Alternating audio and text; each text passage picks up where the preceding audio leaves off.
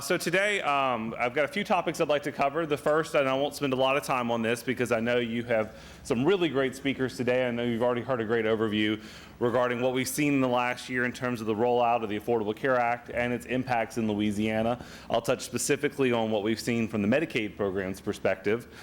And then I'll talk a lot about some things that we've been doing and are planning to do in terms of transforming healthcare delivery in Louisiana. As already alluded to, I'll spend some time talking about the current status of the public-private partnerships, as well as some healthcare reform efforts, and then I'll give you a brief preview of a new healthcare promotion effort that we've recently launched in the department called Well Ahead. So as we've already kind of covered, these are just a snapshot of some of the enrollment numbers that we've seen in the new health insurance marketplace. Of course, Louisiana long ago opted to have a federally facilitated marketplace. I think a decision that has, by and large, panned out as a wise one from the governor's perspective, as we've watched a great deal of variety in terms of the success in the rollout of these exchanges, both at the state and the federal level. And I think when you look at the numbers, it's important to see that of the 184,000 that actually went online and were determined eligible to enroll, only about 102,000 actually selected a health plan.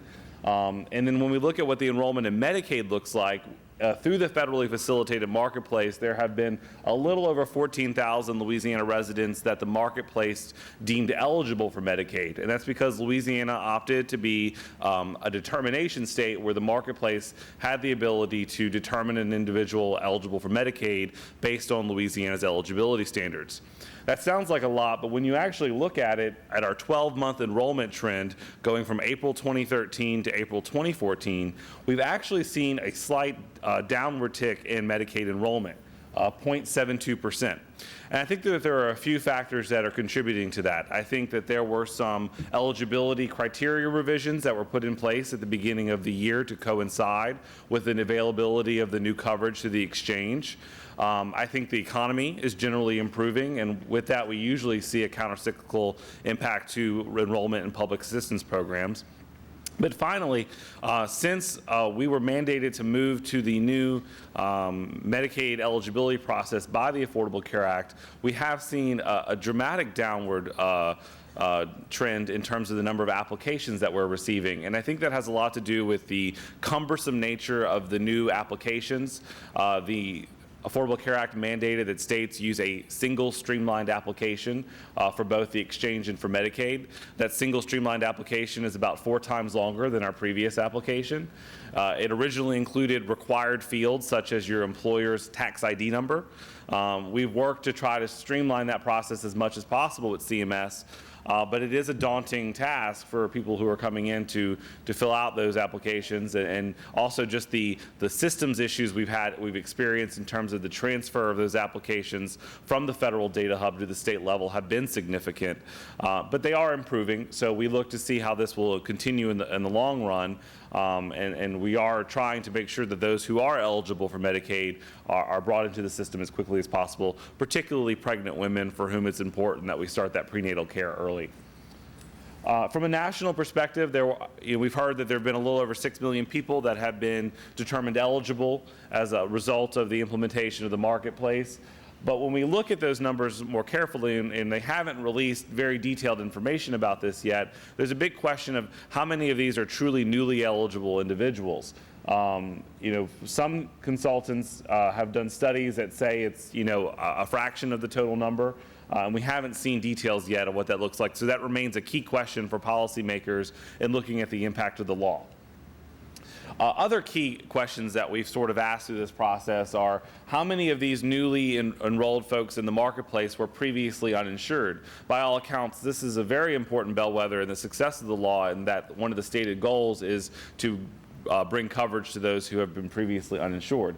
And really, the question still is out there because the estimates of what that number is vary widely. You see, I've cited 3 different studies, all that have come up with different results. But even in the best case scenario, which was a Gallup Healthways poll, found that about all of those who purchased coverage, about half of them were previously uninsured, meaning about half actually already had insurance and were probably already shopping in the individual market.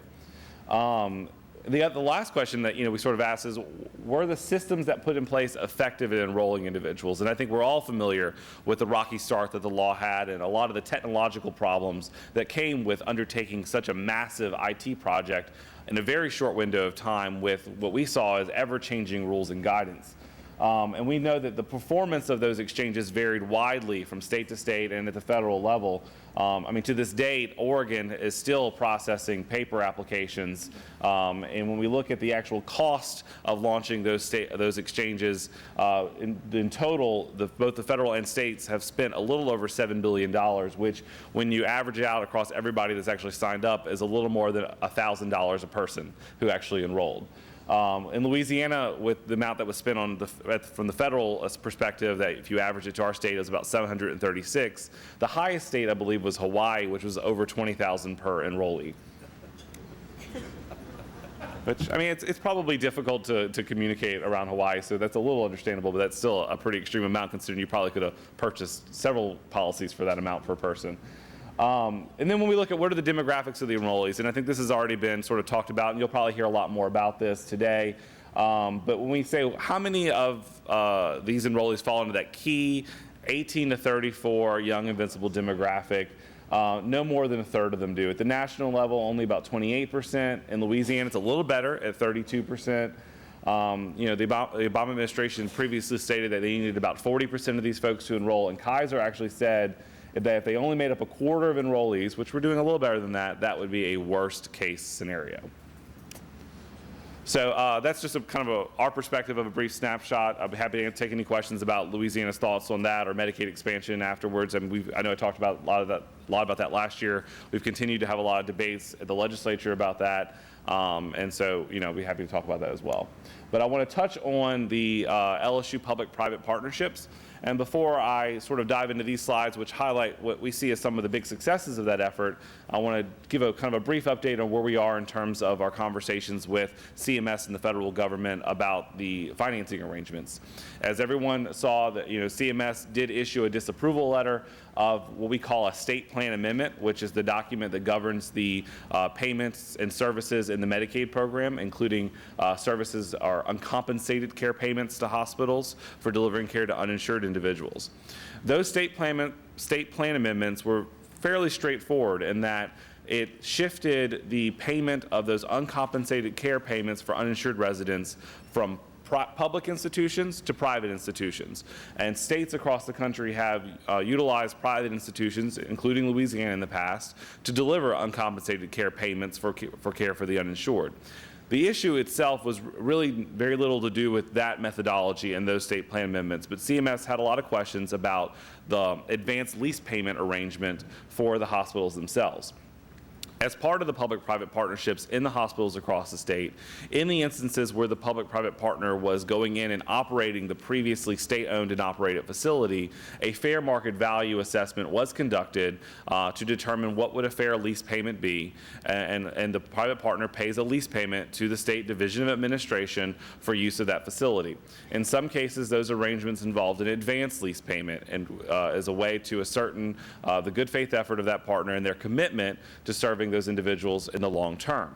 CMS has questioned those payments as provider-related donations, which are prohibited by federal law. Louisiana has continuously contended that these are not provider-level donations, that they're fair market value lease payments paid by the state, and they're separate and apart from the reimbursement methodology we employ for the care of Medicaid individuals and the uninsured that those partners are taking care of. CMS has been confused on that issue, and we've had lots of conversations with them.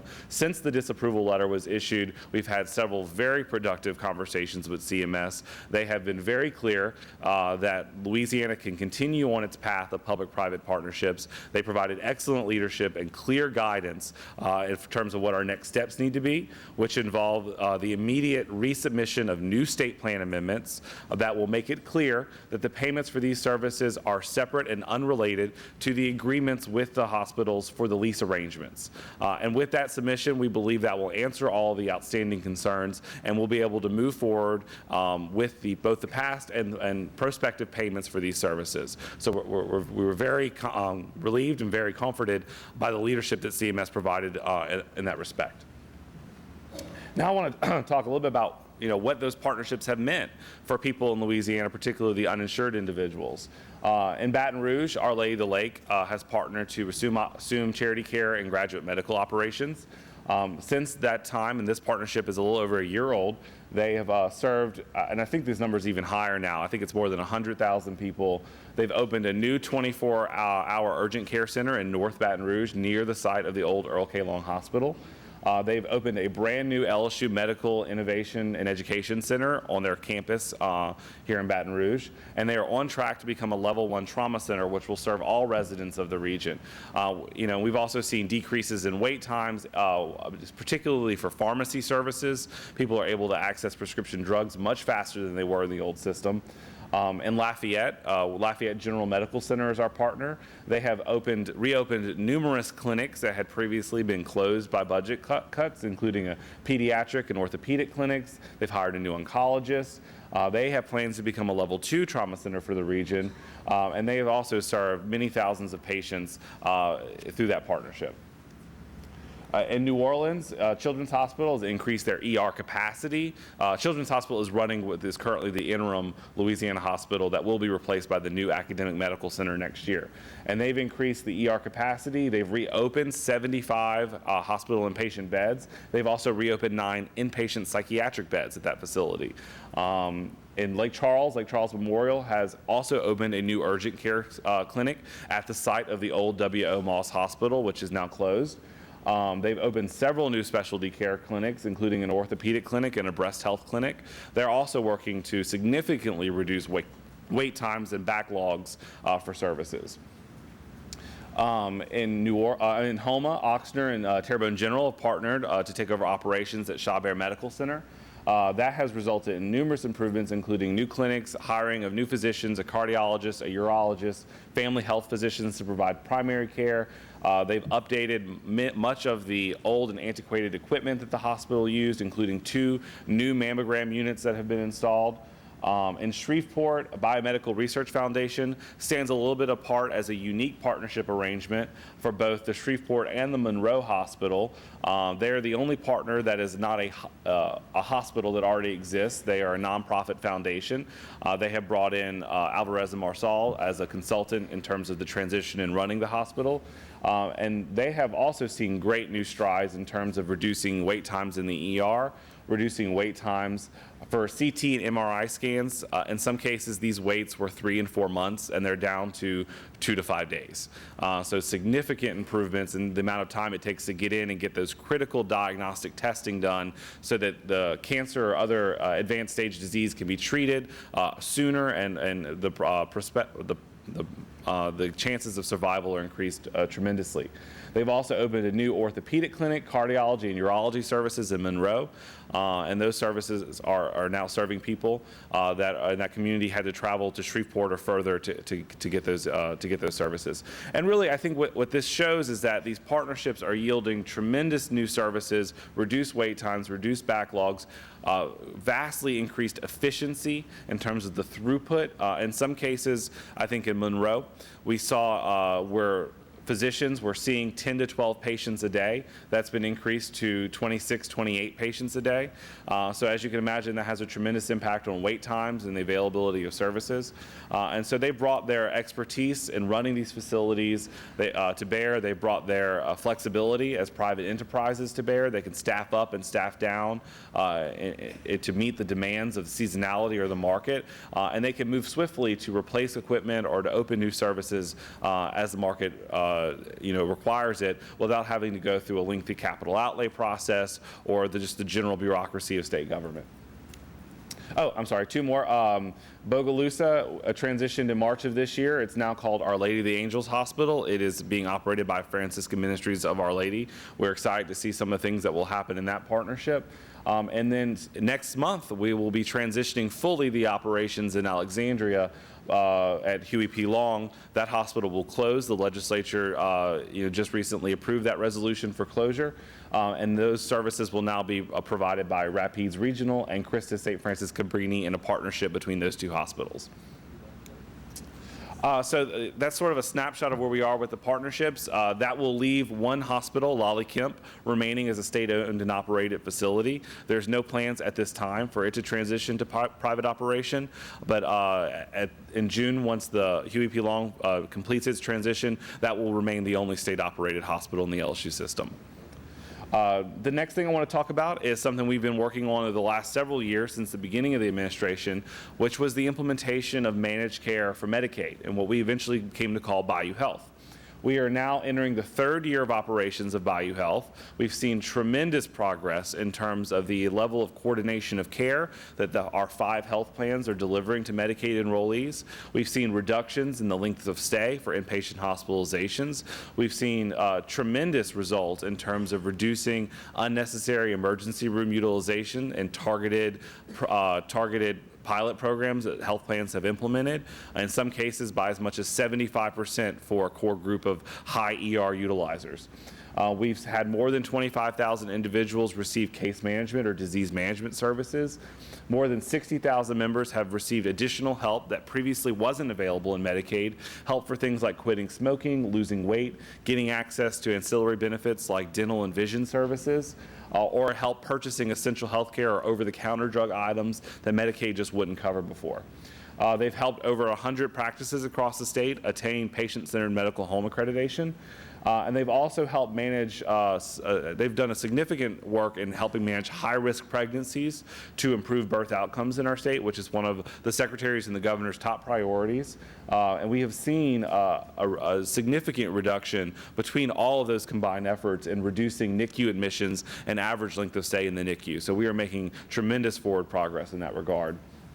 And I want to mention that those health plans will be re-procured this summer. A new RFP will be let for the new contract year beginning next spring. So we are assessing those programs now. We're looking to make improvements from lessons learned, but by all accounts has been a tremendous success for the state. The next managed care initiative we launched in 2012 was our Louisiana Behavioral Health Partnership, which is for behavioral health services, including mental health and addictive disorders. That's managed currently through our statewide managing organization, Magellan. They have also helped to tremendously fill gaps in terms of the provider network for people with Medicaid and the uninsured in terms of behavioral health. They have, as you see, increased by 87% the capacity of adult inpatient bed capacity for Medicaid enrollees by going out and aggressively building a network. They've reduced lengths of stay, they've reduced readmissions, particularly for children, and we've opened tremendous new community-based, evidence-based services to help keep people out of those inpatient settings to thrive in their community. This is also a managed care program that will be re-procured this summer with an RFP that we anticipate will be coming out in August. The next thing I want to touch on is our next step in terms of healthcare transformation in the state, and that's through our managed long-term care supports and services system. Much like we've launched managed care for Medicaid, we very purposefully excluded certain populations from that initiative because we know they require a little bit more attention and a little bit more care in transitioning their services. And those are people who have developmental disabilities or the frail elder who either reside in nursing homes or receive home and community-based services. So this is an area that many states across the country have been moving toward and looking at how can we bring better coordination of care between the acute care services that these folks receive, whether that be in the hospital or their doctor's offices, and the community-based care they're receiving in terms of the long-term supports, the in-home care, the social services care.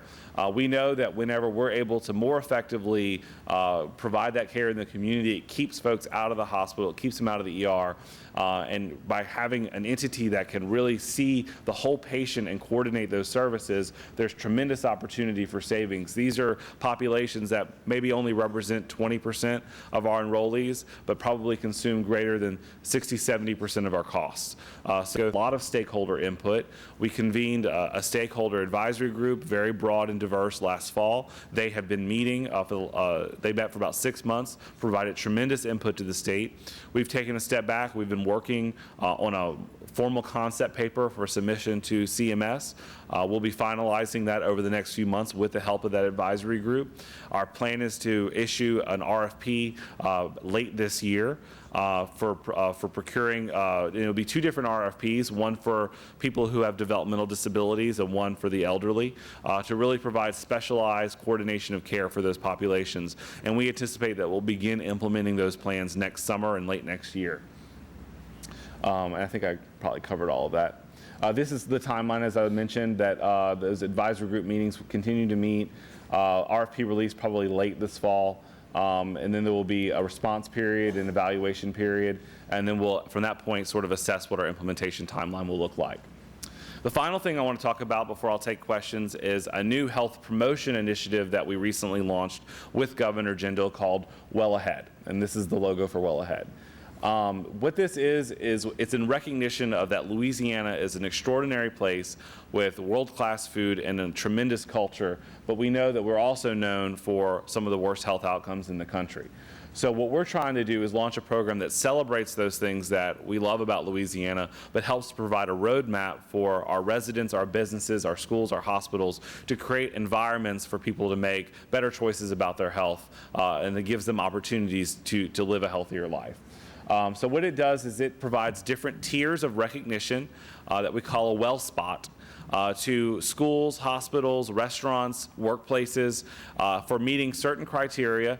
Our staff provide resources to your company or your organization to meet those goals, and we'll come out and recognize you for doing that and designate you as either a level 1, a level 2, or a level 3 well spot. And we'll give you signage, we'll recognize you in the media, we'll recognize you in social media, and this is what it looks like. So level 1 requires that level 3 is the lowest level. It requires that you have all levels require you have a tobacco-free policy, and then one additional criteria of choice for your type of organization. Level 2 is you have to meet all the level 3 criteria plus 2 additional criteria. And level 1 means you have to meet all of the criteria for that organization. And once you've done that, you'll get signage, you'll get designated as a well spot. People walking into your workplace, your employees, or if you're a restaurant, they're walking in, they know that based on that, you offer certain things that help them make healthier choices, whether it be examples, designation as a breastfeeding friendly workplace. You can complete the Business Group on Health Worksite Wellness Toolkit to offer worksite wellness for your employees. You can be a 5210 Let's Go partner, and that's an initiative to celebrate the idea that children need to have 5 fruits and vegetables, 2 hours or less of screen time, 1 hour of exercise, and no sugary drinks per day. At least 50% of your vending items must be healthy choices. You have to provide tobacco cessation to your employees. You have to have a tobacco-free policy.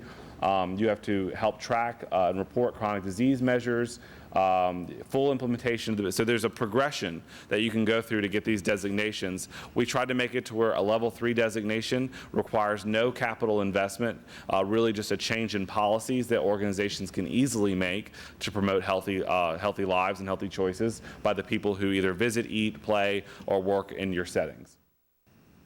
So with that, I'll be happy to take any questions from the audience on any of the issues I touched on or anything else at all.